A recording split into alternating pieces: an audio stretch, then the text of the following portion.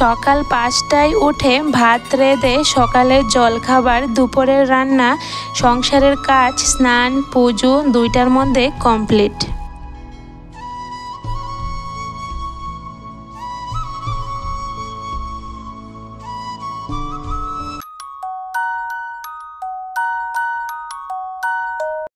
রাধে রাধে বন্ধুরা, good morning. কেমন আছো তোমরা সবাই?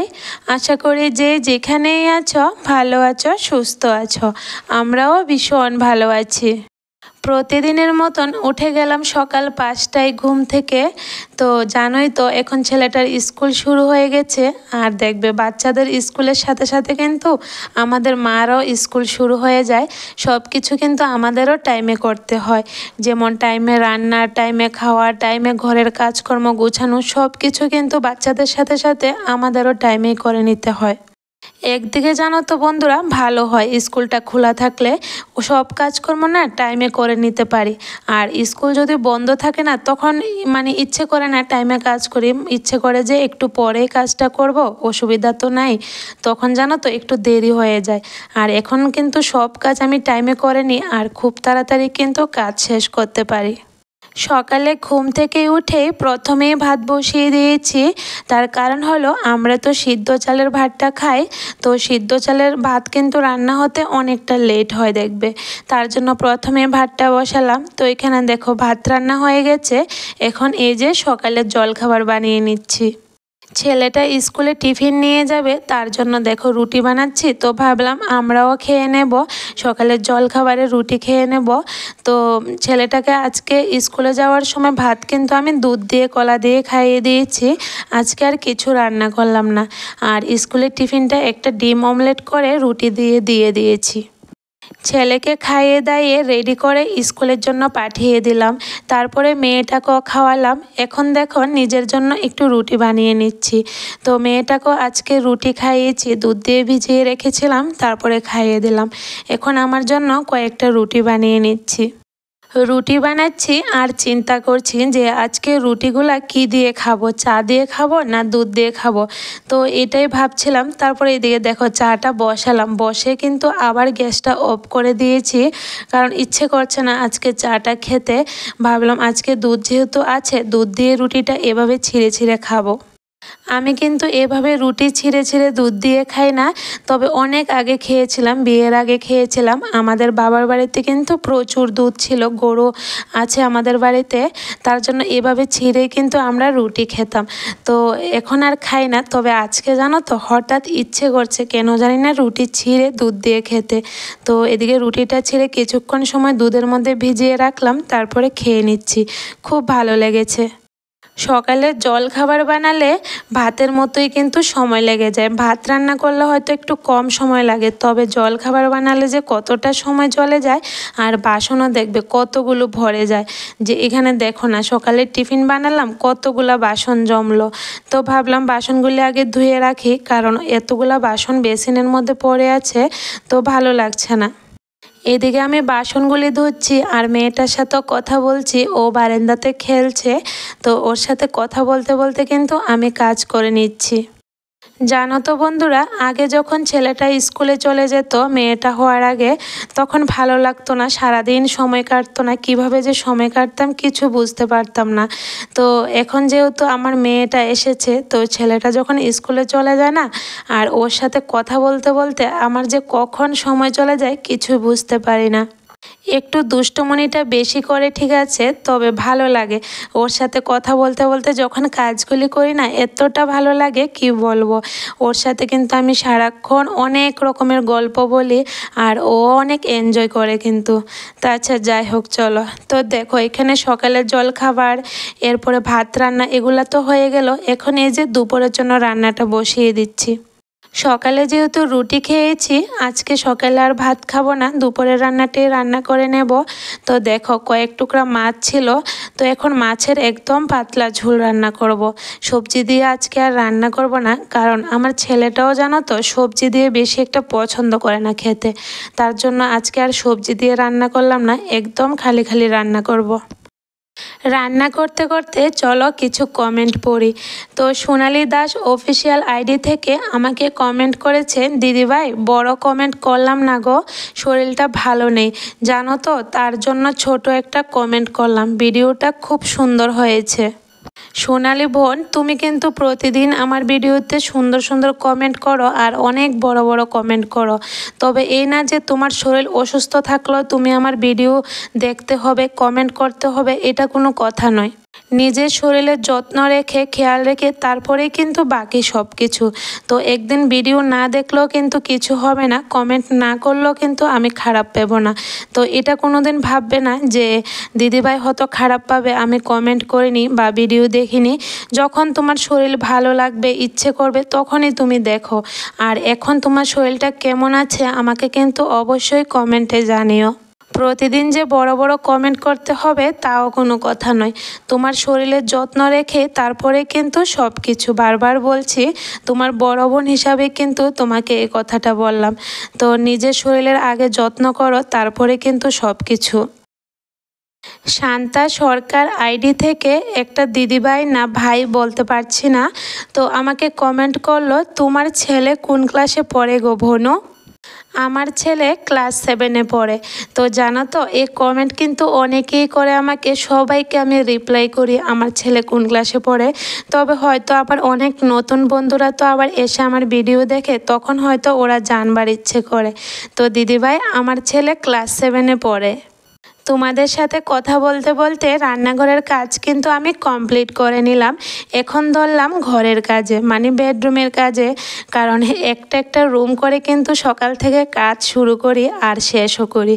তো রান্নাঘরের কাজ শেষ, মানে বড় কাজ শেষ হয়ে গেছে, এখন বেডরুমের কাজে ধরলাম। তো দেখো, প্রথমে এক গাদা কাপড় জমে আছে, গতকালকের গুছানো হয়নি। তো এখন প্রথমে আলনাটার মধ্যে কাপড়গুলিকে ভাঁজ করে রাখছি। রান্না সেরে মেয়েটাকে স্নান করিয়ে খাইয়ে ঘুম পাড়িয়েছি। তো ও ঘুমে থাকতে থাকতে কিন্তু খুব তাড়াতাড়ি করে আমি ঘরের কাজগুলি এখন গুছিয়ে নিচ্ছি। জানো তো বন্ধুরা, যখন মেয়েটা ঘুমায় তখন কিন্তু ইচ্ছে করলে আমিও ঘুমিয়ে থাকতে পারি, তবে এই যে ঘরের কাজের জন্য ঘুমিয়ে থাকতে পারি না। কারণ একটু সময় যদি ঘুমিয়ে থাকি না, সব কাজ পড়ে থাকে, তখন আর ভালো লাগে না। ঘরের কাজকর্ম যদি আগোছালো হয়ে পড়ে থাকে না, তাহলে আমার একদমই পছন্দ হয় না। তো যতই কষ্ট হোক, তারপরেও কিন্তু আমি গুছিয়ে গাছিয়ে সংসারের কাজগুলি করার চেষ্টা করি। এখন যেহেতু আমি ঠাকুর বসিয়েছি, তার জন্য কিন্তু আমি আর একটু লেট করেও কাজ করতে পারি না, কারণ যতক্ষণ অবধি ঠাকুর পুজোটা না দিই ভালো লাগে না। তো অনেকটা বেলা করে যখন ঠাকুর পুজো দিই না, আমার একটুকুও ভালো লাগে না। তবে এই যে মানে কাজ সেরে পারি না আর যে তাড়াতাড়ি করে পুজোটা দিব, তবুও চেষ্টা করি জানো তো ঠাকুর পুজোটা একটু তাড়াতাড়ি করে দেওয়ার। তো দেখো, এখানে ঘরটা গুছিয়ে ভালো করে ঝাড় দিয়ে দিলাম। এখন বারান্দাটা ঝাড় দিয়ে সিঁড়িটা ঝাড় দিয়ে দিচ্ছি।